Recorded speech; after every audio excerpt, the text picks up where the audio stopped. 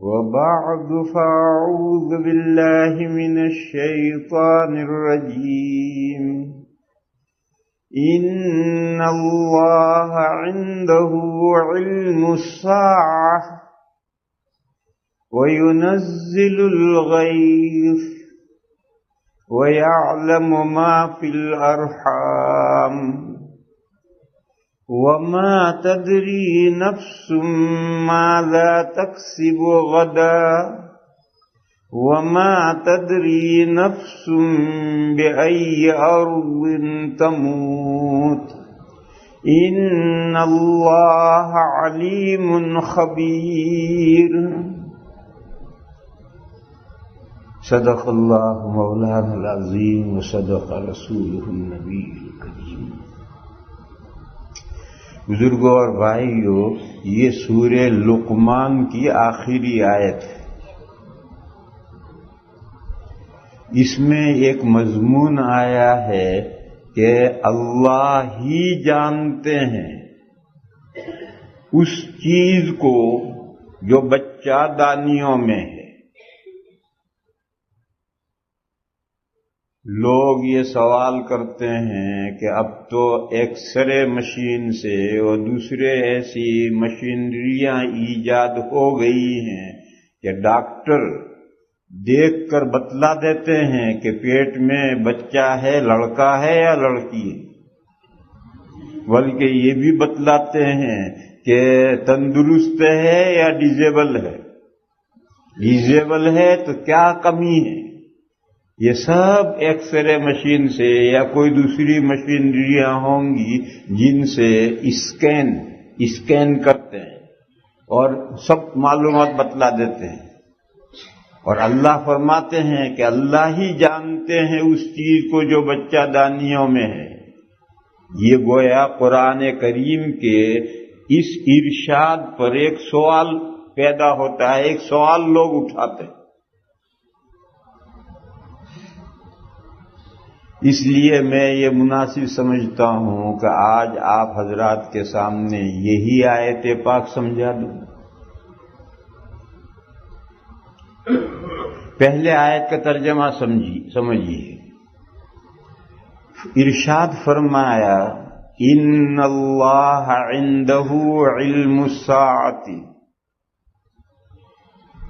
بے شک اللہ تعالی ان کے پاس قیامت کا علم ہے۔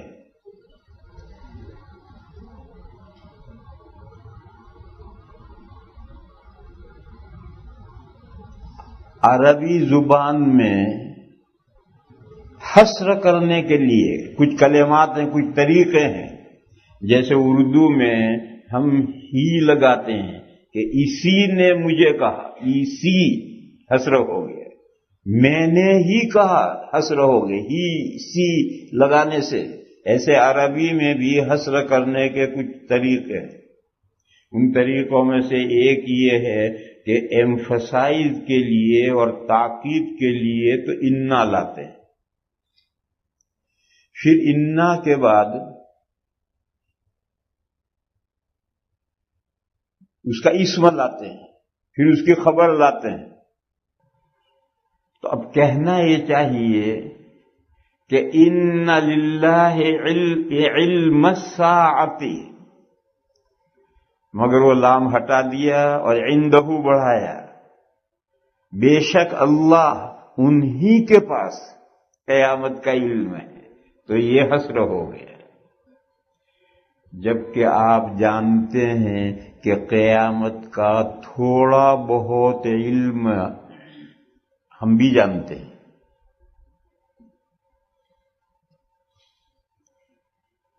حضرت موسیٰ علیہ السلام سے اللہ نے یہ فرمایا، سورہ طٰہٰ کے شروع میں آیت آئی، ان اللہ عندہ علم ان الساعۃ آتیۃ اکاد اخفیہا لتجزا کل نفس بما تسعی، بے شک قیامت آنے والی ہے، قریب تھا میں کہ اس کو چھپا دیتا تاکہ ہر نفس اس کام کا بدلہ دیا جائے جو اس نے کیا ہے. قیامت کیوں آنی ہے؟ تعلیمی اداروں میں ایگزام کیوں لیا جاتا ہے؟ اس لیے لیا جاتا ہے کہ کس طالب علم نے کتنی محنت کی ہے اور پڑھنے میں یہ رزلٹ سامنے آ جائے. تو اللہ نے فرمایا کہ قیامت آنے والی ہے، اور وہ اس لیے آنے والی ہے کہ اس دنیا کی زندگی میں جس نے جو کیا ہے اس کا اسے بدلہ دیا جائے اس دن. اور درمیان میں یہ فرمایا کہ اکاد اخفیہا، قریب تھا میں کہ قیامت کو چھپا لوں. یعنی صحیح ایگزام تو اس وقت ہوگا جب یہ بھی نہ بتلایا جائے کہ ایگزام لیا جائے گا، اور بغیر بتلائے اچانک ایگزام لے لیا جائے تو پتہ چلے گا کس طالب علم نے پڑھنے میں محنت کی ہے، کس نے نہیں کی. اور اگر پہلے سے معلوم ہے کہ سال میں 2 یا 3 ایگزام ہوں گے، پھر یہ بھی معلوم ہے کہ ان تاریخوں میں ہوں گے، پھر جب یہ ایگزام کا وقت آئے تو 1 مہینے سے پہلے اعلان کر دیا جائے کہ فلاں تاریخ سے امتحان شروع ہوں گے. یہ کیا امتحان ہے؟ یہ تو خاص امتحان ہے. طالب علم 2 مہینے سوتا رہے گا، تیسرے مہینے میں جب وقت قریب آئے گا تو میں رات دن محنت کر کے کامیاب ہو جائے گا. اور پتہ ہی نہ ہو کہ امتحان آئے گا، کب آئے گا یہ بھی پتہ نہیں، آئے گا نہیں آئے گا یہ بھی پتہ نہیں، اور اچانک امتحان ہو جائے تو پھر صحیح جانچ ہوتی ہے کہ طالب علم پڑھتا ہے یا نہیں پڑھتا ہے. ایک قصہ سناؤں. پرانے زمانے کا قصہ ہے. ایک ٹونک شہر ہے راجستھان میں، وہاں کے ایک بڑے عالم گزرے ہیں مولانا برکات احمد ٹونکی. اور یو پی میں ایک قصبہ ہے خیر آباد، وہاں کے منطق کے لاجک اس پڑھنے والے علماء بڑے مشہور تھے.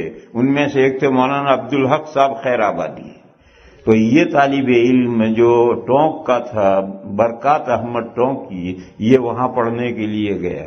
یہ بات آپ حضرات کے ذہن میں رہنی چاہیے کہ آج ہندوستان، پاکستان، بنگلہ دیش میں جو مدارس کا سسٹم ہے وہ 100-150 سال پہلے نہیں تھا. یہ تو جب پورے متحدہ ہندوستان پر انگریزوں نے قبضہ کیا، اس کے بعد اللہ نے بزرگوں کے دلوں میں یہ الہام کیا، مختلف بزرگوں کے دلوں میں، اور یہ چندے کے مدرسوں کا سسٹم شروع ہو. ورنہ چندے سے مدرسہ یہ 1200-1300 سال تک کوئی جانتا ہی نہیں تھا. اور آج اس کا باغ و بہار دیکھو. ہندوستان، انڈیا میں ہزاروں مدرسے ہیں، سینکڑوں بڑے بڑے دارالعلوم ہیں. یہی حال بنگلہ دیش کا ہے، یہی حال پاکستان کا ہے.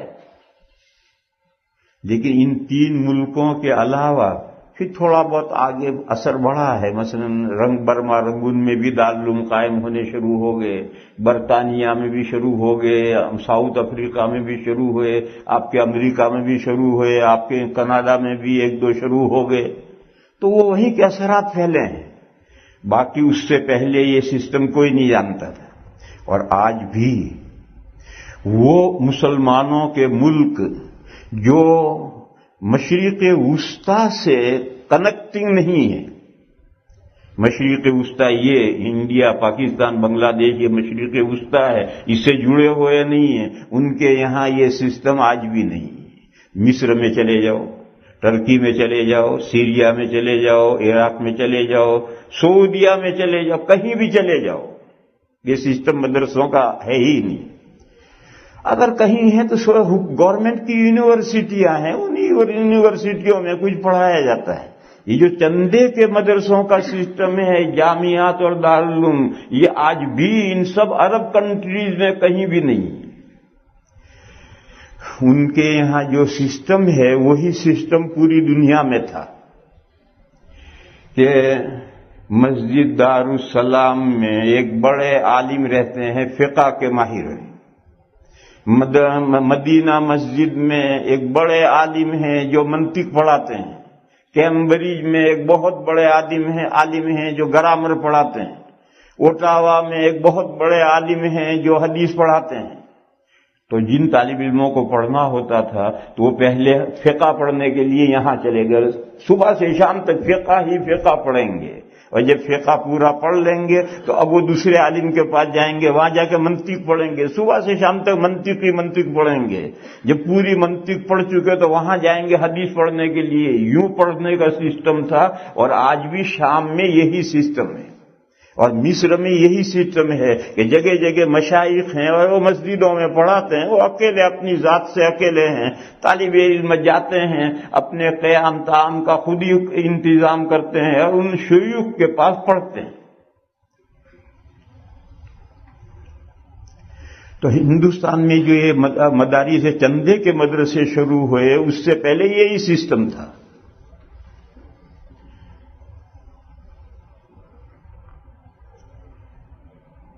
देवबंद टाउन में आपका दारुल कायम हुआ, उससे पहले खुद देवबंद टाउन में 3-4 बड़े उलमा थे जिनके पास दूर दूर से पढ़ने आया करते थे। कोई अदब पढ़ने आता था, कोई फिक़ा पढ़ने आता था, कोई मंतिक पढ़ने आता था। पेशावर तक के तालिब इल्म पढ़ते थे, और वही इंडिविजुअल पढ़ते थे।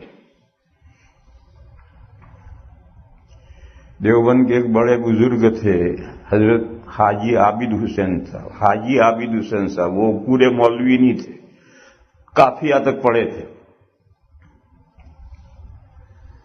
हजरत मौलाना मोहम्मद कासिम साहब नानोतवी कुद्दसा सिर्रुहु, नानोता उनका वतन था, जो देवबंद से 25 किलोमीटर है, और मीरठ शहर में नौकरी करते थे। एक प्रेस में किताबें छपती थी, वहां मुलाजिम थे। देवबंद है 70 किलोमीटर, मीरठ है 70 किलोमीटर, और हजरत नानोतवी की ससुराल थी देवबंद, और हजरत का बहुत कसरत से देवबंद आना जाना था। और यहां के जो शयूख थे, अशराफ थे, शेखजादे थे, उनसे हजरत के ताल्लुकात थे, और हजरत उनकी जहन साजी करते थे जहां भी जाते थे कि अंग्रेज का मुल्क पर कब्जा हो गया है, अब दीन कैसे जिंदा रहेगा। तो वो जहन साजी करते थे कि मदरसे कायम करो। वे मदरसे कायम करेंगे, चलेंगे कैसे? उन्हें चंदा करो। चंदा क्या चीज होती है, लोगों की समझ में ही नहीं आता था कि चंदा क्या चीज है। ये पैसा किसी से मांगना मुश्किल हो जाता है, सवाल का हाथ लंबा करना, आदमी इज्जत हो तो जमीन में गड़ जाए, किसी के सामने हाथ लंबा नहीं कर सकता। और दारुल कायम करना है, लाखों का बजट है, घर घर मांगना है, पैसा लाना है, कौन हिम्मत कर सकता है इसकी? समझ में नहीं आता था लोगों की। तो देवबंद के हाजी आबिद हुसैन साहब थे। एक दिन उन्होंने अपने रूमाल की झोली बनाई, बड़ा रुमाल होता है, उसके 2 पल्ले बांध लो, उधर के 2 पल्ले गांठे लगा दो, झोली बन गई। और अपने घर से 6 रुपए डाले उसमें, पहला चंदा, ये दारुल का पहला चंदा है। हजरत हाजी साहब ने अपने जेब से 6 रुपए डाले। आज कोई मोहतमीम अपने जेब से चंदा नहीं डालता, मांगता है लोगों से लाओ, लेकिन अपने जेब से कोई मोहतमीम चंदा नहीं डालता है। दारुल के मोहतमीम ने सबसे पहले 6 रुपए डाले। फिर दोस्तों के पास निकले, एक बड़े आदमी के पास गए, उनसे कहा मैं मदरसा शुरू करूंगा, चंदा दो। किसी ने 1 रुपया डाला, किसी ने, गरज वो दिन भर शहर में घूमते रहे। शाम को 128 रुपए का चंदा हो। उस जमाने में 128 तो बहुत बड़ी रकम थी, आज के लाखों में। तो इतना खुश हो गए देवबंद के सारे अकाबिर, ये तो बहुत आसान काम है, एक दिन में 128 रुपए चंदा हो गए। और फौरन मीरठ हजरत नानोतवी को लिखा कि हजरत हमने चंदा किया है, इतना सारा चंदा हुआ है, आप तशरीफ लाएं, मदरसा शुरू करें। चुनांचे हजरत नानोतवी आए और आकर के एक उस्ताद और एक शागिर्द से दारुल उलूम देवबंद शुरू कर दिया गया। ایک استاد مقرر کر دیا اور ایک بچہ پڑھنے والا طالب علم اور دارالعلوم دیوبند شروع ہو گیا، اور پھر حضرت اپنے کام پر میرٹھ چلے گئے۔ اس وقت جو بڑے بڑے علماء کے پاس باہر سے آئے ہوئے طالب علم پڑھتے تھے، کوئی کچھ پڑھتا تھا، کوئی کچھ پڑھتا تھا، کوئی کچھ پڑھتا تھا، یہ سب طالب علم اکٹھا کر کے دارالعلوم کے پہلے طالب علم بن گئے، اور یہ 35 طالب علم ہوئے۔ دارالعلوم دیوبند کے پہلے سال کی جو رپورٹ ہے رویداد وہ چھپی ہوئی ہے، پہلے سال میں 35 طالب علموں نے سالانہ امتحان دیا ہے۔ یوں پہلے سال میں سب اکٹھا ہو گئے۔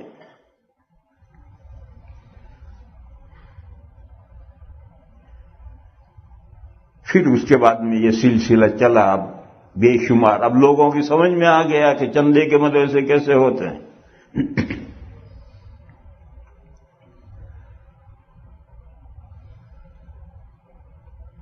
تو حضرت مولانا برکات احمد ٹونکی پڑھنے کے لیے خیر آباد گئے، مولانا عبدالحق خیر آبادی کے پاس۔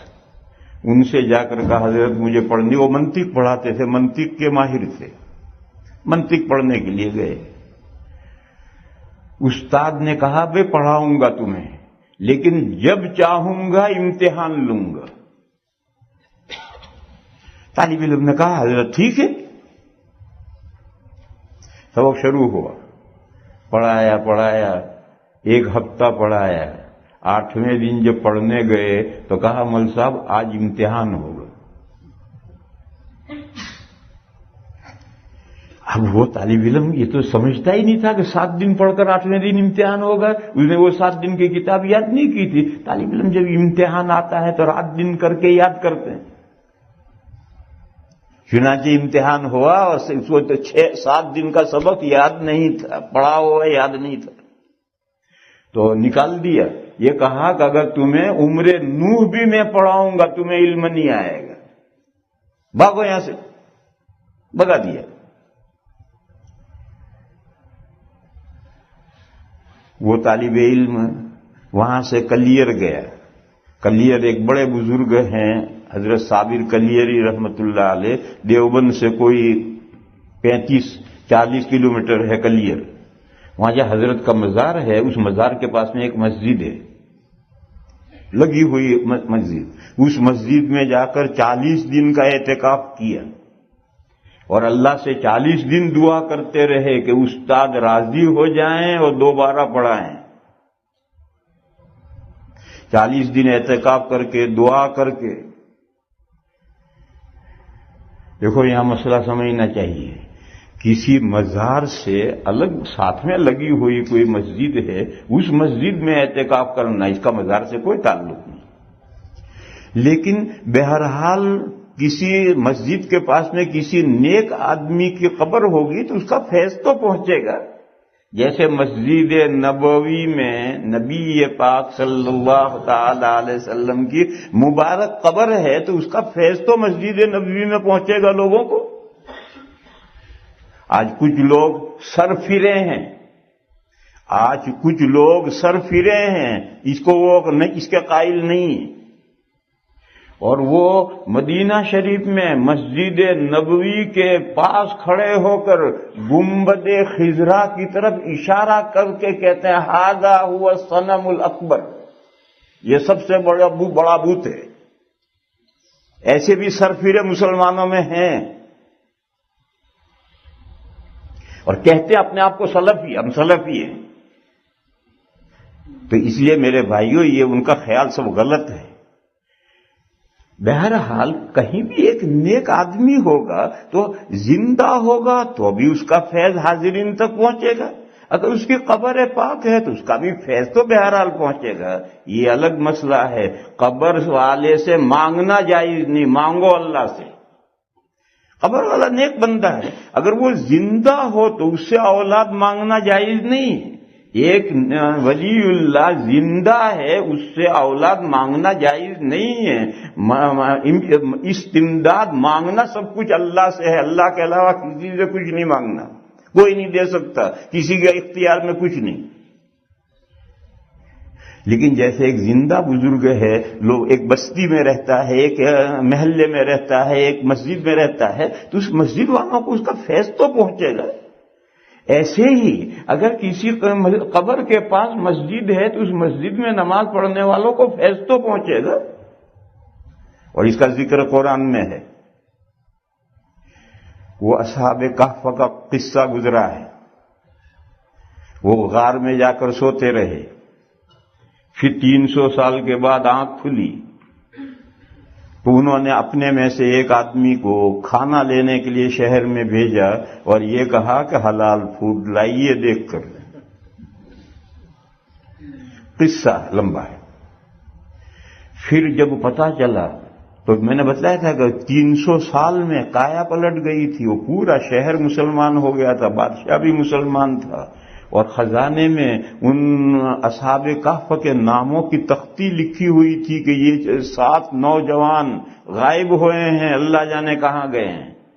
ان کو بتلایا کہ یہ سب وہی ہیں، تو بڑی عقیدت ان سے پیدا ہوئی، اور بادشاہ لاؤ لشکر کے ساتھ ان اصحاب کہف کے پاس پہنچ گیا تاکہ ان کو ویلکم کر کے شہر میں لائیں۔ ایک تو آیا ہے، دوسرے 6 کو ویلکم کرنے کے لیے پورا لاؤ لشکر کے ساتھ بادشاہ گیا۔ جب غار کے قریب گئے تو یہ بندہ ان اصحاب کہف میں سے ایک تھا، اس نے یہ کہا کہ ٹھہرو، اگر یہ تم سارے ایک دم جاؤ گے تو میرے ساتھی گھبرا جائیں گے، وہ یہ سمجھیں گے حکومت کی پولیس آ گئی پکڑنے ہمیں، کیونکہ حکومت کی پولیس سے ہی بھاگ کر نکلے تھے۔ تو اب ان کے ذہن میں ادھر ہی جائے گا کہ ہمارا پتہ دشمن کو چل گیا ہے، بادشاہ کو چل گیا ہے، یہ پولیس پکڑنے آئی ہے ہمیں، تو گھبرا جائیں گے۔ تو تم یہاں رکو، میں پہلے جا کر اطلاع کرتا ہوں کہ سچویشن یہ ہے۔ خیر وہ گیا، وہاں کیا ہوا، وہ انہوں نے ایک کو کھانا لینے بھیجا، وہ کھانا لینے چلا گیا، اس کے بعد وہ 6 تھے وہ لیٹ گئے مر گئے۔ یہ جو گیا ایک اطلاع کرنے، وہ بھی وہاں جا کر ایسا بےتاب ہوگا، وہ بھی لیٹا اور مر گیا۔ جب کافی دیر ہوئی وہ نہیں آیا تو ابھی لوگوں نے دیکھو بھی کیا صورت حال ہے۔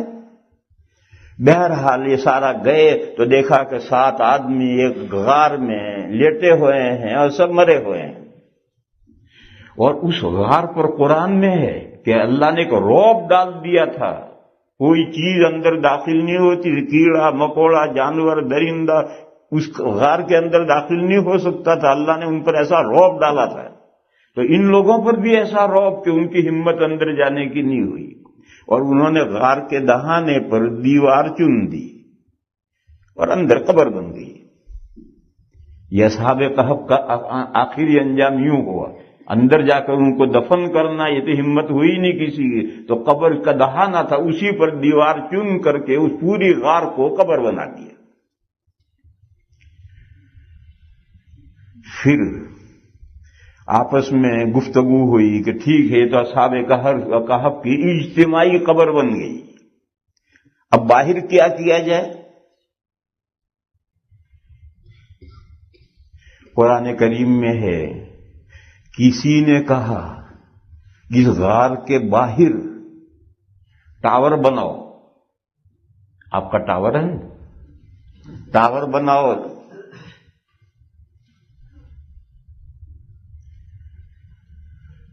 دوسرے لوگ جو حکومت کے لوگ تھے انہوں نے کہا ٹاور واور سے کیا فائدہ ہے، ہم یہاں مسجد بنائیں گے۔ یہ سارا مضمون سورہ کہف میں ہے۔ وَكَذَلِكَ عَثَرْنَا عَلَيْهِمْ لِيَعْلَمُوا أَنَّ وَعْدَ اللَّهِ حَقًّا۔ کون ہے بھی کوئی حافظ؟ پڑھو، کہاں سارے حافظ تو بھاگ گئے۔ فتنازعوا امرهم بینہم، ماشاءاللہ امام صاحب یہاں جاؤ، یہ ٹیک لگانے کی جگہ ہے، یہاں جاؤ۔ فتنازعوا بینہم امرهم فقالوا بنوا علیہم بنیانا۔ آپس میں اختلاف ہوا کہ قبر تو بن گئی اجتماعی، باہر کیا ہو؟ تو کچھ لوگوں نے کہا اس پر ایک بڑا ٹاور بناؤ، یادگار بناؤ، لاٹ بناؤ، اردو میں کہتے ہیں لاٹ، لام الف و ٹے، لاٹ بناؤ، جیسے اشوک کی لاٹ فوٹو میں دیکھی ہوگی نا، اشوک کی لاٹ۔ جو حکومت کے لوگ تھے انہوں نے کہا لاٹ سے کیا فائدہ ہے؟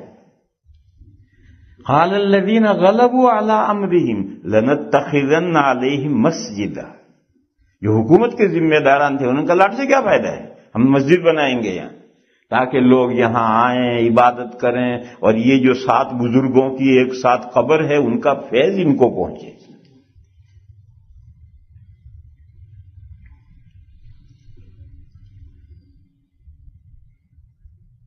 مسئلہ سمجھو، یادگاریں 2 طرح کی ہوتی ہیں، ایک ایسی جیسی اشوک کی لاٹ، بیکار یادگار ہے، کیا فائدہ ہے اس کا، اور ایک لاٹ ایسی ہے کہ جس سے کوئی کام ہو۔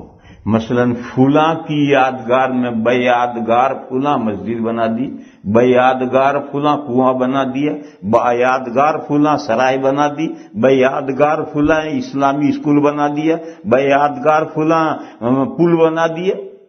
کوئی ایسی چیز بنائی جس سے مخلوق کو فیض پہنچے، بے یادگار، وہ جائز ہے، نہ صرف ایک جائز ہے، بنانا چاہیے، اور یہ واقعہ اس کی دلیل ہے۔ اور لاٹ جیسی یادگاریں، اس راستے میں ایک مینارہ کھڑا ہے کہ یہ فلاں کی یادگار ہے، قرآن نے کہا یہ بیکار ہے۔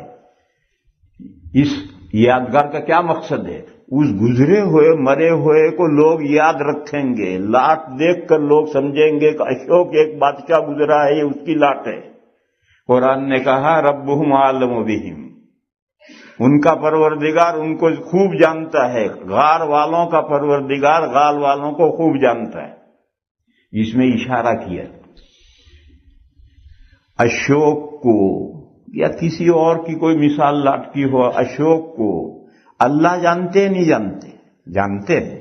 اللہ کو جاننے کے لیے کوئی لاٹ بنانی پڑے گی؟ نہیں بنانی پڑے گی۔ اور لوگ لاٹ بنانے سے لوگ جانیں گے، لوگ جانے یا نہ جانے کیا فرق پڑتا ہے؟ لوگ کسی کو جانے یا نہ جانے یہ بیکار ایک جذبہ ہے۔ دنیا میں انسانوں میں ایک جذبہ ہے، میں ایسا کر کے جاؤں کہ مجھے لوگ یاد رکھیں، میری یادگار، یہ بیکار جذبہ ہے۔ لوگ جانے تو کیا، نہ جانے تو کیا، اللہ کا جاننا نہ جاننا، اللہ ہر چیز جانتے ہیں، نیک بندہ تھا، برا بندہ تھا، جنتی تھا، جہنمی تھا، اللہ سب کچھ جانتے ہیں، اور لوگ جانے یا نہ جانے اس سے کیا فرق پڑتا ہے؟ اگر کسی کو یادگار بنانی ہے بناؤ، مگر ایسی چیز بنا کر جاؤ کہ جس کا لوگوں کو فیض پہنچے اور تمہیں ثواب پہنچے۔ کنواں بنا کر جاؤ، سرائے بنا کر جاؤ، مسجد بنا کر جاؤ، مدرسہ بنا کر جاؤ، اور بے شمار نیکی کے کام ہیں وہ کر کے جاؤ جس کا لوگوں کو فیض پہنچے، تو لوگ تمہارا نام بھی یاد رکھیں گے اور تمہیں ثواب بھی ملے گا۔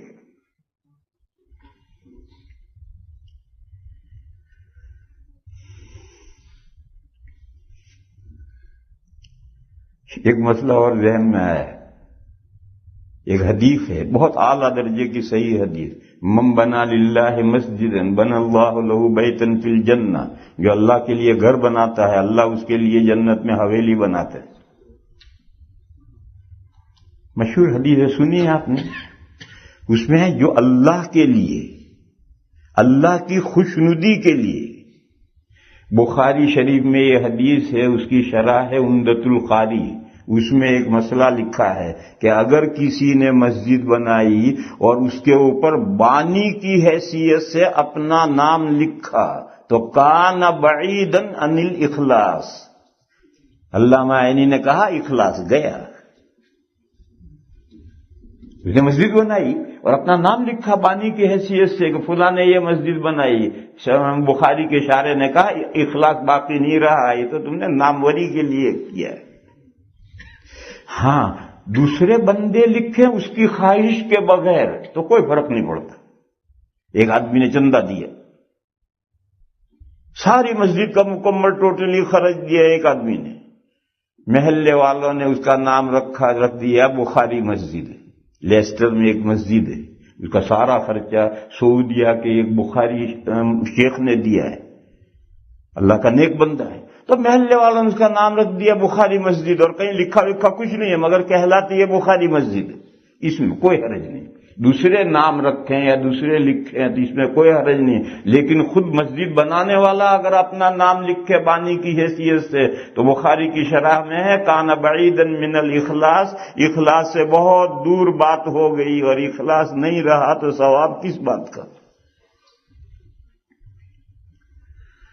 تو میں عرض یہ کر رہا تھا کہ یہ مسئلہ قرآن کریم میں ہے، اور یہ جو سلفی ہیں وہ اس کو بالکل مانتے ہی نہیں، خود روضہ اقدس کا فیض مسجد نبوی میں نہیں مانتے، وہ کہتے ہیں یہ سب سے بڑا بت یہ ہے۔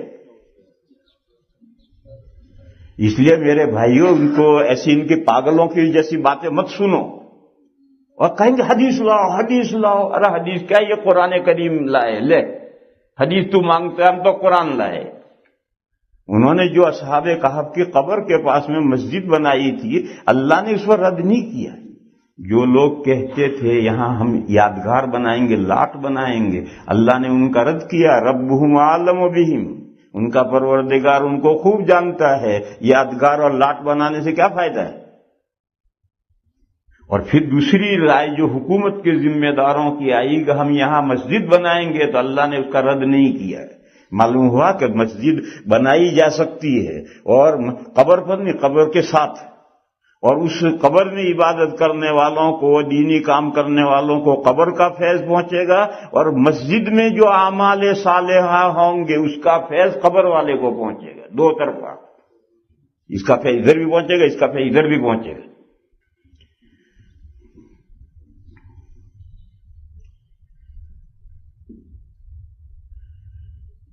دیکھو دو مسئلے الگ ہیں، دو مسئلے الگ ہیں، اسے اچھی طرح سمجھو۔ ایک ہے مسجد میں یا مسجد کے احاطے میں کسی نیک آدمی کو دفن کرنا، نہیں، اس کی اجازت نہیں۔ حدیث شریف میں ہے لا تجعلوا بیوتکم قبورا، اپنے گھروں کو قبریں مت بناؤ، اور جب گھر میں دفن، اپنے گھر میں دفن کرنے کی ممانعت ہے تو اللہ کے گھر میں کہاں سے دفن کرو؟ کتنا بھی بڑا بزرگ ہو اس کی قبر بنے گی گورے غریبہ میں، جو عام قبرستان ہے سب کی قبریں وہیں بنیں گے، نہ گھروں میں قبریں بنیں گی، نہ مسجد میں، اور نہ مسجد کے متعلقہ گارڈن میں قبر بنے گی۔ اور آج کل یہ بدعت چل پڑی ہے، ہندوستان، پاکستان، بنگلہ دیش میں یہ بدعت چل پڑی ہے۔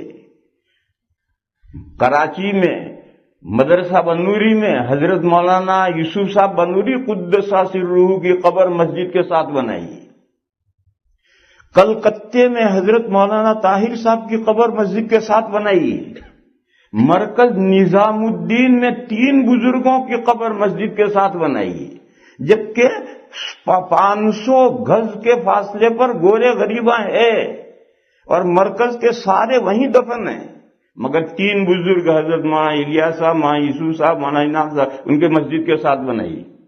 گنگوہ میں مدرسے کے مسجد کے ساتھ بنائی، کٹک میں مسجد کے ساتھ، پتہ نہیں کتنی جگہ ہیں، یہ سب غلط ہے، چاہے وہ مرکز میں ہو، چاہے کراچی میں ہو، چاہے کلکتہ میں ہو، چاہے گنگو میں ہو، چاہے کہیں ہو، یہ سب غلط ہے۔ قبریں کوئی بھی بزرگ ہے، قبریں گورے غریبہ میں بنیں گی، مسجد کے ساتھ، مسجد کے احاطے میں قبر نہیں بنے گی۔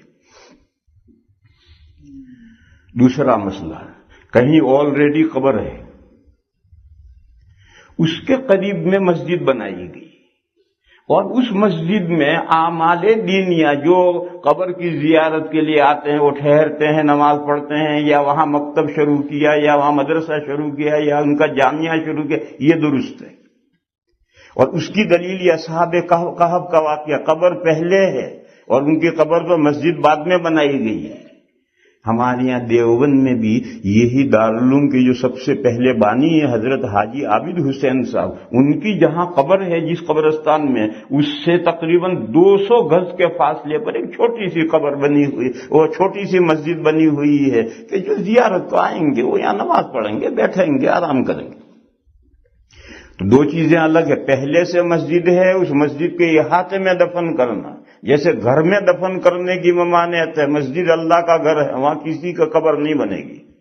اور یہ کہ کسی قبر کے پاس قبر کی زیارت کرنے کے لیے آنے والوں کی سہولت کے لیے یا وہاں اعمال دین یا مکتب یا مدرسہ شروع کرنے کے لیے کسی قبر کے پاس مسجد بنانا علیحدہ نیبر اس کے پڑوس میں، اس میں کوئی حرج نہیں ہے. یہ اصحاب کہف کا واقعہ اس کی دلیل ہے. کل میں نے ایک بات کہی تھی، بعد میں کسی نے کہا کہ یہ بات فتنہ پیدا کرے گی. میں نے یہ کہا تھا کہ حجاج سے ایک عورت لڑی تھی اور اس نے کوفہ فتح کیا تھا اور فجر کی نماز پڑھائی تھی اور اس کے پیچھے صحابہ نے نماز پڑھی تھی. تو لوگوں نے کہا کہ یہاں تو یہ فتنہ شروع ہوا ہے، عورتیں امام بنتی ہیں، تیری اس بات سے بھی لوگ دلیل قائم کریں گے. تو اس کو سمجھ لو، اس بات کو بھی سمجھ لو. میں نے پہلے کہا تھا کہ عورت کو سربراہ مملکت بنانا نہیں چاہیے، لیکن تغلب، وہ ڈنڈے کے زور سے یا ووٹ کے زور سے وہ ملک کی سربراہ بن جائے تو اس کی حکومت صحیح ہے، اس کے احکام نافذ ہیں. کیوں تغلب میں ہم کیا کر لیں گے؟ وہ ڈنڈے کے زور سے ووٹ کے زور سے سربراہ اعظم بن گئے، ہم کیا کر لیں گے؟ ہمارا کیا دخل ہے اس میں؟ ہم نے تو اس کو ووٹ نہیں دیا، مگر اب تو ووٹ تو ایک ووٹ زائد ہو جائے ادھر حکومت جاتی ہے. اسی طرح سے جب جنگ ہوگی اور فاتح شہر میں داخل ہوگا، اس وقت جو مفتو ہیں وہ چوں نہیں کر سکتے، گردنیں اڑیں گی. اور ایسی صورت میں پڑھ لی نماز، پھر اپنی نماز دوبارہ پڑھ لی. عورت کے پیچھے مرد کی نماز نہیں ہوتی. عورت کے پیچھے مرد کی نماز حنفیہ کے یہاں نہیں ہوتی. عورتیں اگر امامت کریں اور عورتوں کی امام عورت ہی ہو تو کراہت تحریمی کے ساتھ نماز ہو جائے گی، اور ایسی صورت میں عورت آگے امام کی جگہ نہیں کھڑی ہوگی، سب کے اندر کھڑی ہوگی. لیکن جب ایک فاتح عورت آتی ہے اور پورے شہر پر قبضہ کرتی، اب تو ہر ایک کو خواہی نہ خواہی جک مار کر کے اس کی پیروی کرنی پڑے گی ورنہ گردن اڑے گی.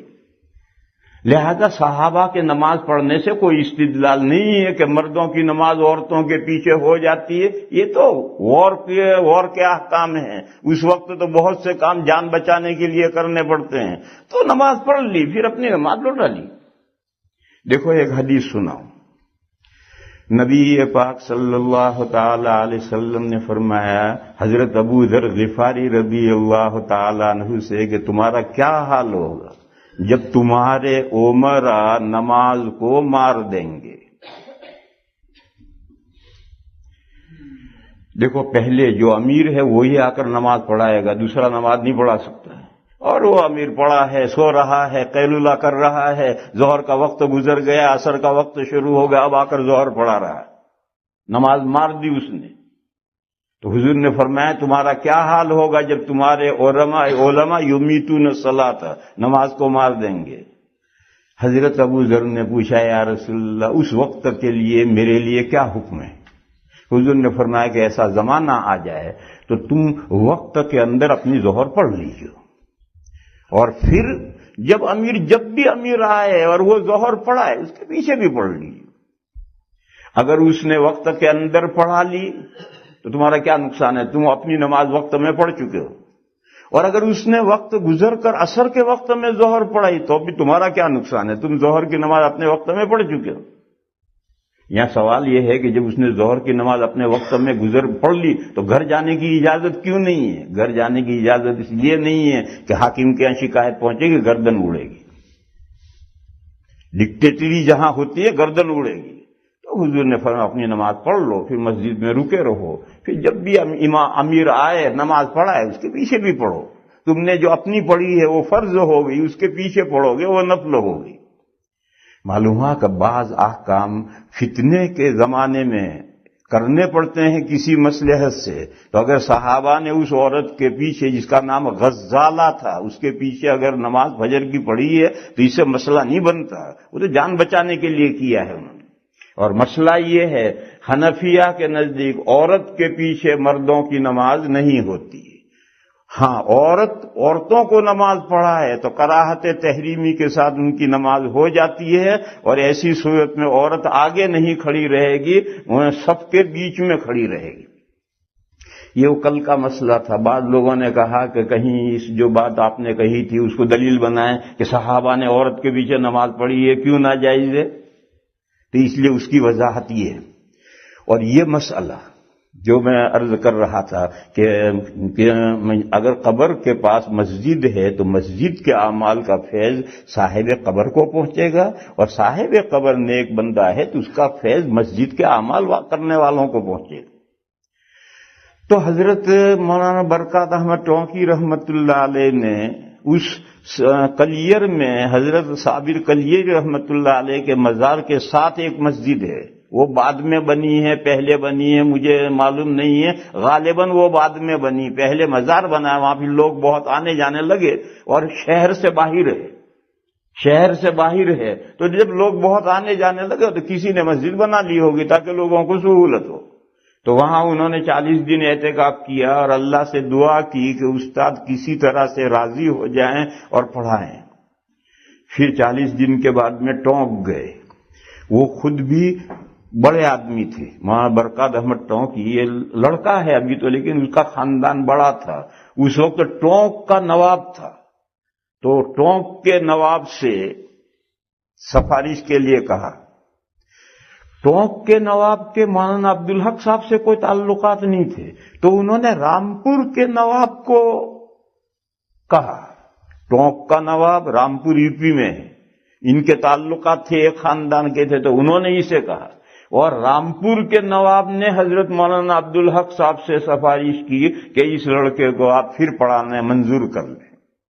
تو فرمایا ٹھیک ہے، بیچ دو پڑھاؤں گا، لیکن جب چاہوں گا امتحان لوں گا۔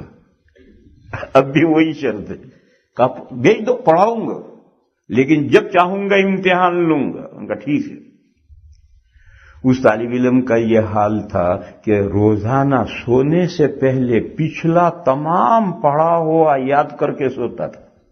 ممکن ہے کل پڑھنے جاؤں تو استاد کہیں آج امتحان ہے، روزانہ پچھلا سارا یاد کیے بغیر سوتا نہیں تھا، اور پھر پوری زندگی میں کبھی امتحان نہیں لیے۔ پھر امتحان کیونکہ امتحان کا مقصد تو یہی جاننا تھا، اور استاد کو اندازہ ہو جاتا ہے کہ طالب علم کو پچھلا یاد ہے یا نہیں۔ بہرحال قیامت اس لیے آنی ہے، وہ امتحان ہے، تو اگر بتلا دیا جائے پہلے سے، ساری ڈیٹیل بتلا دی جائے تو پھر کیا امتحان ہو۔ اس لیے اللہ نے فرمایا کہ چاہیے تو یہ تھا کہ میں قیامت کی کسی کو بھنک ہی نہ پڑنے دیتا، اکاد اخفیہ، مگر اللہ کا کرم، اللہ کا احسان کہ تھوڑا بہت اللہ نے قیامت کے بارے میں بتا دیا ہے۔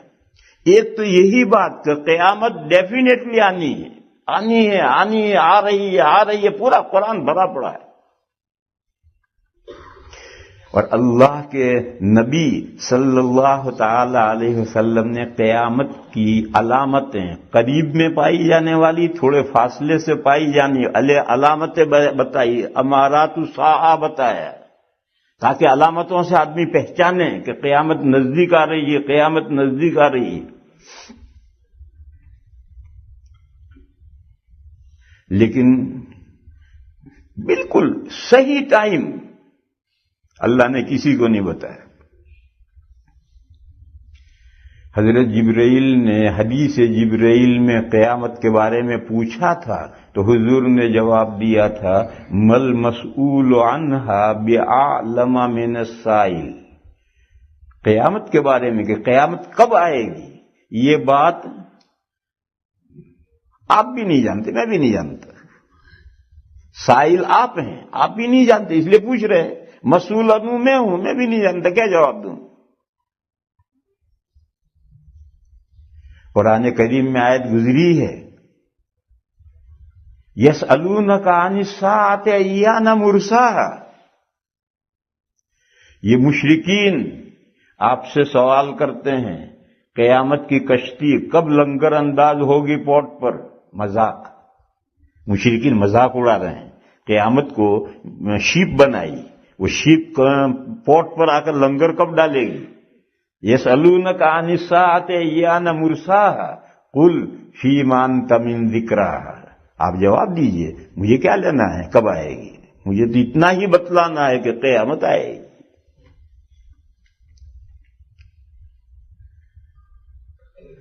چنانچہ اس آیت کریمہ کا جو پہلا جملہ ہے اس میں کوٹ کوٹ کر کے تاکیدات بھری پڑی ہیں کہ قیامت کا علم اللہ کے سوا کوئی نہیں جانتا، مگر ابتدائی باتیں جانتے ہیں۔ اللہ نے بھی قرآن میں بیان کر دی ہیں، حضور نے بھی نشانیاں بیان کر دی، ہم سب جانتے ہیں، لیکن آخری بات نہیں جانتے۔ وہ آخری بات کیا ہے؟ کب سور پھونکا جائے گا، کب قیامت کتنے سال کے بعد شروع ہوگی، یہ کوئی نہیں جانتا۔ ایک حدیث شریف ہے، حضور نے فرمایا بعثت انا والساعۃ کہاتین، بھیجا گیا ہوں میں اور قیامت اس طرح، ان دو انگلیوں کی طرح میں بھیجا گیا ہوں۔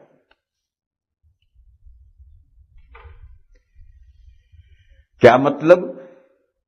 بعض علماء نے کہا کہ یہ دو انگلیاں جیسے ملی ہوئی ہیں اسی طرح حضور اور قیامت ملے ہوئے ہیں، درمیان میں کسی دوسرے نبی کا فصل نہیں ہے۔ آخری پیغمبر خاتم النبیین صلی اللہ تعالی علیہ وسلم آپ ہیں، اور آپ کے بعد متصلاً قیامت آ رہی ہے، بیچ میں کسی نبی کا فصل نہیں ہے۔ حضرت عیسیٰ علیہ السلام اور قیامت میں حضرت موسیٰ علیہ السلام، اور قیامت میں حضرت ابراہیم علیہ السلام، اور قیامت میں بیچ میں فصل ہے، مگر حضور اور قیامت میں کوئی فصل نہیں۔ اور یہ بھی ہو سکتا ہے کہ حضور نے ڈاٹا بنایا ہو۔ ڈاٹا جانتے؟ تم تو بڑے یورپ کے لوگ ہو۔ یہ پوری مسجد دارالسلام ہے، 16 سال سے یہ قائم ہوئی ہے، 16 سال میں کتنی آمدنی ہوئی، کتنا خرچ ہوا، اس کا ڈاٹا بنتا ہے۔ ایک سرخ لائن ہوگی، ایک ہری لائن ہوگی۔ سرخ لائن خرچ کی لائن ہوگی، ہری لائن آمدنی کی لائن ہوگی، یہ ڈاٹا کہلاتا ہے۔ تو ہو سکتا حضور نے یہ ڈاٹا بنایا ہو، اور قیامت اتنی پیچھے ہے، حضور اتنا آگے ہے۔ حضور قیامت سے اتنا آگے آئے ہیں اور قیامت اتنی پیچھے آ رہی ہے۔ ہو سکتا ہے حضور نے یہ ڈاٹا بنایا ہو۔ اگر ڈاٹا بنایا ہے تو اس سے تو پھر یہ جاننا بہت آسان ہو گیا کہ حضور کے بعد کتنے زمانے کے بعد قیامت آئے گی، جاننا بہت مشکل ہے۔ کیوں؟ جو ڈاٹا ہوتا ہے اس کے سینٹی میٹر کے اعتبار سے مقدار ہوتی ہے کہ 1 سینٹی میٹر کا مطلب $1000 ہے۔ تو اب آمدنی والے کو دیکھے کتنا سینٹی میٹر ہے، اتنے ڈالر ہے، اور خرچ والے کو دیکھے کتنے سینٹی میٹر ہے، اتنے ڈالر۔ تو ڈاٹے کو سمجھنے کے لیے بیز سے ناپ معلوم ہونا ضروری ہے۔ یہاں سے یہ بیز ہے، اس بیز سے جو دونوں لکیریں چلی تو فی سینٹی میٹر کتنے ڈالر ہے یہ معلوم ہے، تو ہم یہ کہ سمجھ سکتے ہیں کہ آمدنی اتنی ہوئی، خرچہ اتنا، ڈالر زیادہ ہو گیا۔ اور یہ سینٹی میٹر 3 سینٹی میٹر ہے، یعنی $3000 خرچہ زیادہ ہوا، آمدنی 3000 کم رہی۔ مگر یہ بیس سے ہمیں حساب معلوم ہو تو ہم یہاں سمجھ سکتے ہیں، یہاں تو بیس سے حساب معلوم ہی نہیں۔ حضور نے جو ڈاٹا بنایا ہے اس کا بیس سے ہمیں حساب ہی نہیں معلوم، تو پھر ہم آگے کیسے بتائیں کہ حضور اتنے سال آگے آئے ہیں، قیامت اتنے سال پیچھے پیچھے آ رہی ہے۔ بہرحال حضور نے فرمایا مگر سمجھ میں کچھ نہیں آیا۔ اس لیے وہ پہلا مطلب ہی ٹھیک ہے کہ حضور اور قیامت ساتھ ساتھ آئے ہیں، بیچ میں کوئی فصل نہیں۔ ہمارے جو یاد رکھنے کی بات ہے، ہم سب جانتے ہیں قیامت کا علم اللہ کے سوا کسی کو نہیں، مگر کچھ باتیں قیامت کے بارے میں ہم جانتے ہیں، ساری آخر تک کی نہیں جانتے مگر کچھ تو جانتے ہیں۔ اس سے جو آپ قرآن کریم کی آیت میں ہنس رہے اس پر کوئی اثر نہیں پڑتا۔ اب آگے چلو، دوسرا مضمون ہے، آگے 4 مضمون ہیں۔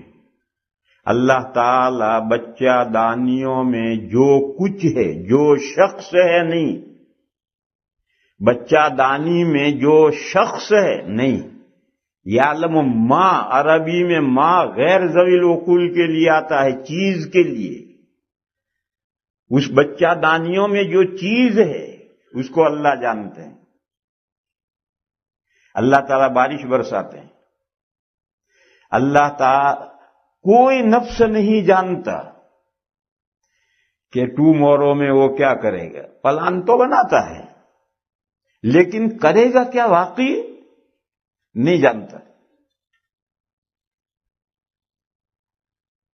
ہم پلان بناتے ہیں، نہیں ہوتا. ٹومورو میں وہ کام کسی وجہ سے نہیں ہوتا ہے، جو اللہ چاہتے ہیں وہی ہوتا ہے. حضرت علی کرم اللہ تعالی وجہہ کا مشہور ارشاد ہے، عرفت ربی بفسخ العزائم. میں جو ارادہ کرتا ہوں پختہ وہ پورا نہیں ہوتا ہے. اس سے میں سمجھتا ہوں کہ میرے ارادے کے اوپر کوئی پروردگار ہے جس کے ارادے کے مطابق کام ہوتا ہے. تو کل کیا کرے گا کوئی نہیں جانتا.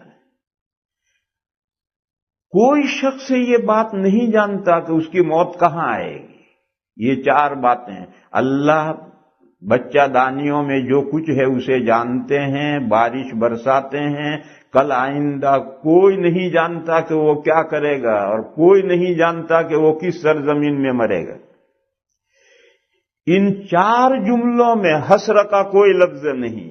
سب سے پہلا مضمون تو یہ سمجھو اس میں حسر کا کوئی لفظ نہیں. سمپل سنٹینس ہے. یعلم ما فی الارحام ينزل الغیث. سمپل سنٹینس ہیں، سادے جملے ہیں.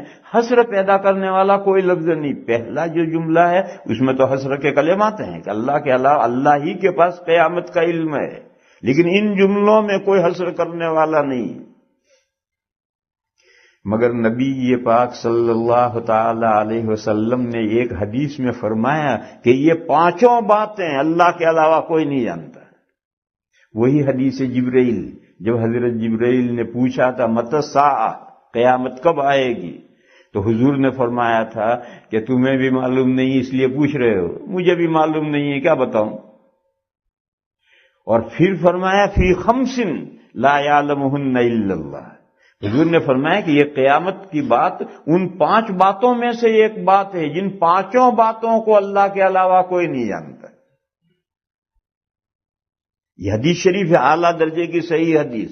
حضور نے فرمایا کہ یہ قیامت کی بات ان 5 باتوں میں سے ایک ہے جن 5 باتوں کو اللہ کے علاوہ کوئی نہیں جانتا.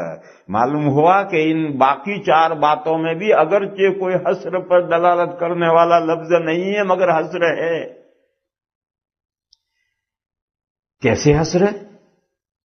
ایک انجن دلی جا رہا ہے، اس کے پیچھے 4 ڈبے جوڑ دیے، اس میں نہ کوئلہ ہے، نہ ڈیزل ہے، نہ پیٹرول ہے، نہ انجن ہے. جب انجن دلی جائے پہنچے گا تو یہ ڈبے کہاں جائیں گے؟ یہ ڈبے بھی دلی جائیں گے. جب پہلے جملے میں حسر کے الفاظ ہیں، کوٹ کوٹ کے بھرے ہوئے ہیں، ان کے ساتھ جب 4 ڈبے لگائے ہیں تو ان ڈبوں میں بھی حسر ہو گیا.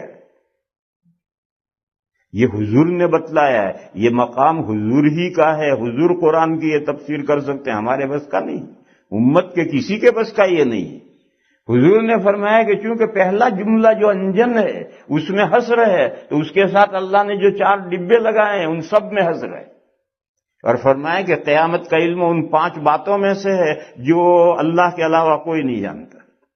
یہ حدیث ملاؤ تو اب سوال ہوتا ہے، اور اگر یہ حدیث نہ ملا ہو تو 4 جملوں میں کوئی حسر ہے ہی نہیں. اللہ بچہ دانیوں میں جو چیز ہے وہ جانتے ہیں، اللہ جانتے. اللہ ہی لفظ تو ہے ہی نہیں، تو سوال ہی کہاں سے ہوگا؟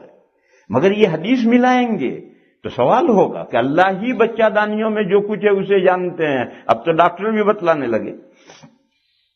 تو پہلی سمجھنے کی بات یہ ہے کہ حسر کی ایک شکل یہ ہے کہ ہر سنٹینس میں ایسا لفظ ہونے ضروری نہیں ہے جو حسر پر دلالت کریں. جو پہلا جملہ انجن بن کر کے لے کر جا رہا ہے اس پر جو عطف ہو رہے ہیں، یہ جو عطف ہو رہے ہیں، یہ ڈبے لگ رہے ہیں، تو یہ سب میں حسر چلا جائے گا. اور یہ تفسیر ما و شما مجتہد نہیں کر سکتے، یہ اللہ کا رسول ہی کر سکتا ہے. میرے بھائیوں، ایسا ہی ایک اور طریقہ بھی حسر کرنے کا ہے، ان سلفیوں کو، ان غیر مقلدوں کے سمجھ میں نہیں آتا ہے۔ وہ طریقہ یہ ہے کہ کسی چیز میں حسر کا لفظ ہے ہی نہیں، مگر حسر کا فلیور آ گیا اس میں۔ تمہارے یہاں کی ڈرنک ویرنگ تو میں جانتا نہیں ہوں، ہمارے یہاں ایک ڈرنک ہوتی فروٹی، اس پر لکھا ہے مینگو، اس پر آم کا فوٹو بھی بنا رکھا ہے، مینگو فینگو ہے کچھ نہیں اندر، وہ مینگو کا فلیور ہے اندر۔ آپ کے یہاں بھی ایسی بہت سی چیزیں ہوں گی، وہ آم کا رس تھوڑی ہے، وہ تو پانی جیسا ہے، آم کا رس نہیں، لیکن پیو گے تو مزہ آم کا آئے گا، اس کو کہتے ہیں کہ آم کا فلیور ہے۔ ایسے ہی بعض سینٹینس ایسے ہوتے ہیں کہ اس میں حسر والے لفظ تو نہیں ہوتے ہیں، حسر کا فلیور ہوتا ہے۔ اس کو بھی اللہ کا رسول پہچان سکتا ہے، مجتہدین نہیں پہچان سکتے۔ یہ بھی ایسا نازک مسئلہ ہے کہ اللہ کا رسول ہی پہچان سکتا ہے، مجتہدین نہیں پہچان سکتے۔ قرآن کریم میں یہ مضمون ہے، سورہ نساء کے بالکل شروع میں لوگ مر جاتے تھے، جنگوں میں مارے جاتے تھے، ان کے چھوٹے چھوٹے بچے کوئی دوست حبیب رشتہ دار پالتا تھا، پرورش کرتا تھا، تو ان بچوں کے باپ کا جو کاروبار ہے، کھیت باغ، وہ بھی اس کے قبضے میں آتا تھا۔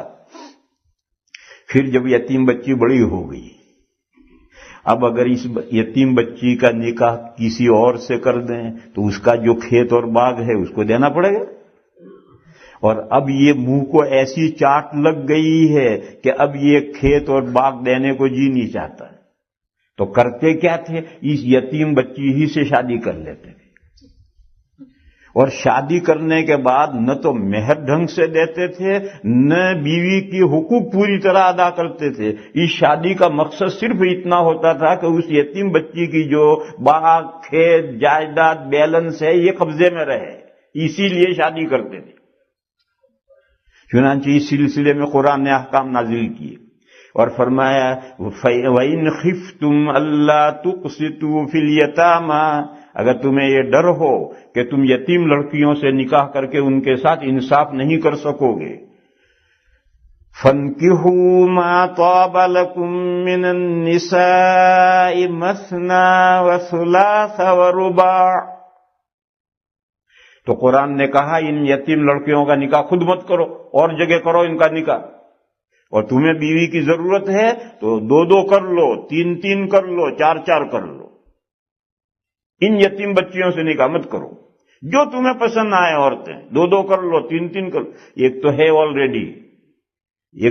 آلریڈی اور دوسری یہ یتیم لڑکی سے کرنی ہے، مگر یہ اندیشہ ہے کہ اس سے نکاح کر کے انصاف اس کے ساتھ نہیں کر سکے گا، تو قرآن نے کہا ان یتیم لڑکی سے نکاح مت کرو، اس کا نکاح دوسری جگہ سے کرو، اور تمہیں واقعی دوسری بیوی کی ضرورت ہو تو دو دو کرو، تین تین کرو، چار چار کرو۔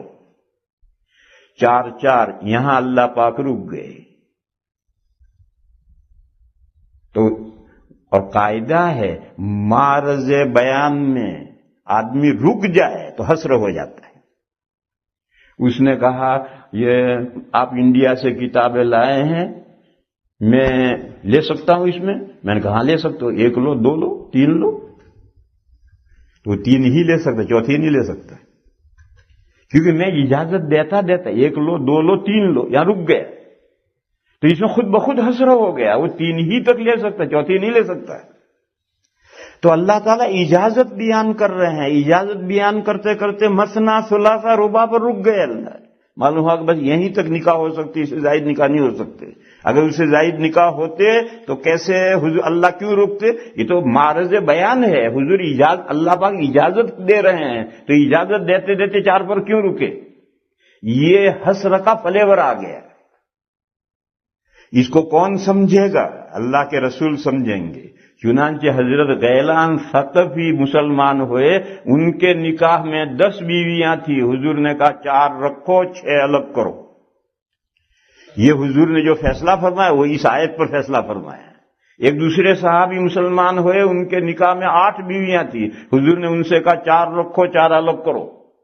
یہ 2 واقعے ہیں، یہ غیر مقلدین کا یہ حدیث ضعیف ہے، ارے حدیثیں ضعیف ہیں، ان حدیثوں سے مسئلہ نہیں ثابت کرنا، ان حدیثوں سے اس آیت پاک کی تفسیر کرنی ہے، اور آیت پاک کی تفسیر ضعیف حدیث سے بھی ہو سکتی ہے۔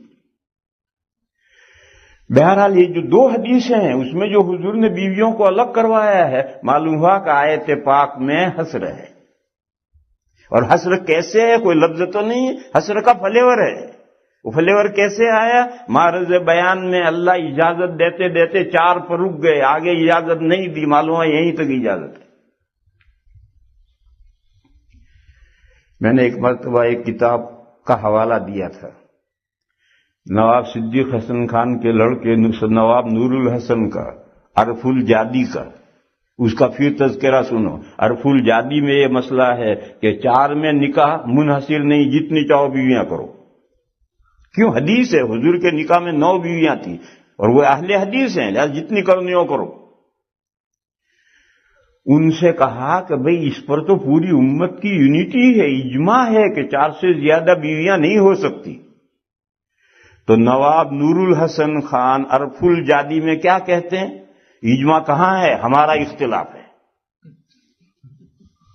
وہ کہتے ہیں اجماع کہاں ہے؟ ہمارا اختلاف ہے۔ یہ اس نے عرف الجادی میں لکھا ہے کہ اجماع کہاں ہے؟ ہمارا اختلاف ہے۔ حالانکہ قاعدہ سنو، اجماع میں گمراہ فرقوں کے اختلاف سے کوئی اثر نہیں پڑتا۔ 4 ائمہ جس بات پر متفق ہوں وہ اجماعی بات ہے۔ جیسے تراویح کی 20 رکعتیں 4 ائمہ متفق ہیں، ایک مجلس کی 3 مرتبہ دی ہوئی طلاقیں جبکہ تاکید کی نیت نہ ہو تو وہ 3 طلاقیں 4 ائمہ متفق ہیں۔ سعودیہ نے جب یہ سعودی گورنمنٹ نئی قائم ہوئی تو انہوں نے ایک ہائی لیول کمیشن بٹھایا تھا، کیونکہ امام احمد کی رائے یہ ہے کہ ایک مجلس کی 3 طلاقیں 3 ہیں، اور علامہ ابن تیمیہ کی رائے اور ابن قیم کی رائے یہ ہے کہ نہیں 1 ہے۔ اب ان کے لیے پریشانی، سعودیہ والے حنبلی ہیں، امام احمد کے فالو کرتے ہیں، اور امام ابن تیمیہ اور ابن قیم بھی ان کے بڑے ہیں، کیونکہ محمد ابن عبد الوہاب رحمت اللہ علیہ نے انہی کو پر بیس ہے۔ اب گورنمنٹ کے لیے بڑا مشکل ہو گیا کہ کورٹ کیا فیصلے کرے، امام احمد کے قول پر فیصلے کرے یا ابن تیمیہ کے قول پر۔ ہائی لیول کمیشن بٹھایا، اور انہوں نے 3 سال اس مسئلے پر ریسرچ کیا، اور اس کے بعد میں انہوں نے ایک پورا مجلہ شائع کیا ہے۔ اور وہ کسی کو دیکھنا ہو تو پاکستان کے ایک بڑے عالم گزرے ہیں حضرت مولانا مفتی رشید احمد صاحب لدھیانوی، ان کی کتاب ہے احسن الفتاوی، اس احسن الفتاوی میں وہ پورا رسالہ بے عینی عربی انہوں نے فوٹو کر کے لے لیا ہے، جس کو دیکھنا ہو وہاں دیکھو۔ 3 سال کی تحقیق کے بعد انہوں نے 2 ٹوک فیصلہ دیا کہ قرآن و حدیث کے مطابق امام احمد علیہ الرحمہ کا مذہب ہے، ابن تیمیہ کا مذہب امام قرآن و حدیث کے مطابق نہیں ہے، اور قانون بن گیا کہ سعودیہ کی کورٹوں میں فیصلہ امام احمد کے قول پر ہوگا، 3 طلاقیں کا فیصلہ ہوگا، ابن تیمیہ کے قول پر فیصلہ نہیں ہوگا۔ تو اب 4 ائمہ متفق ہیں، تو آج جس مسئلے پر 4 ائمہ متفق ہے وہ اجماعی ہے۔ تراویح کی 20 رکعتیں ہیں، یہ اجماعی مسئلہ ہے۔ ایک مجلس کی 3 طلاقیں اگر تاکید کی نیت نہیں ہے تو 3 ہیں، یہ اجماعی مسئلہ ہے۔ ایسے 4 ہی بیویاں ہو سکتی ہیں، 5ویں بیوی نہیں کر سکتی، یہ اجماعی مسئلہ ہے۔ اور غیر مقلدین اگر اختلاف کرتے ہیں تو میں نے قاعدہ بتایا ہے کہ گمراہ فرقوں کا اختلاف اجماع کو متاثر نہیں کرتا۔ اور سنو، اگر گمراہ فرقوں کا اختلاف بھی اجماع کو متاثر کرے گا تو صدیق اکبر رضی اللہ تعالی عنہ کی خلافت اجماعی نہیں رہے گی، ختم ہو جائے گی، کیونکہ حضور نے صدیق اکبر کا نام لے کر خلیفہ نامزد نہیں کیا، اشارے دیے۔ صحابہ نے بالاتفاق حضرت صدیق کے ہاتھ پر بیعت کی، تو اجماع امت سے حضرت ابو بکر صدیق کی خلافت ثابت ہوئی ہے۔ شیعہ نہیں مانتے، شیعہ نہیں مانتے، حضرت صدیق اکبر کی خلافت کو نہیں مانتے، تو اگر گمراہ فرقوں کا اختلاف اجماع کو اثر متاثر کرے گا تو صدیق اکبر کی خلافت بھی محل بحث میں آ جائے گی۔ اس لیے اس بات کو اسے سمجھو اچھی طرح سے۔ بات میں تو کہیں لے کر کہیں سے کہیں نکل گیا، اور یہ مسئلہ سمجھو اسے اچھی طرح سے۔ یہ یہاں حسر کیسے ہے کہ انجن میں حسر ہے، اس کے ساتھ 4 ڈبے لگائے ہیں، لہذا ان میں بھی حسر ہو گیا، اور یہ بات اللہ کا رسول ہی سمجھ سکتا ہے، اور اللہ کے رسول نے یہ بات بیان کی۔ اسی طریقے سے کسی جملے میں، سنٹینس میں کوئی کلمہ حسر نہ ہو مگر اس میں حسر کا فلیور آ جائے تو حسر ہو جاتا ہے۔ یہ بات بھی اللہ کا رسول سمجھا سکتا ہے، دوسرا کوئی نہیں سمجھا سکتا۔ اور وہ فلیور کیسے آیا کہ اجازت دیتے دیتے دیتے اللہ پر 4 پر رک گئے۔ معلوم ہوا 4 سے زیادہ بیویاں جائز نہیں ہے، ورنہ اللہ تعالیٰ 4 پر نہ رکتے۔ اتنی بات آج ہے، باقی یار زندہ صحبت باقی۔ وآخر دعوانا ان الحمدللہ۔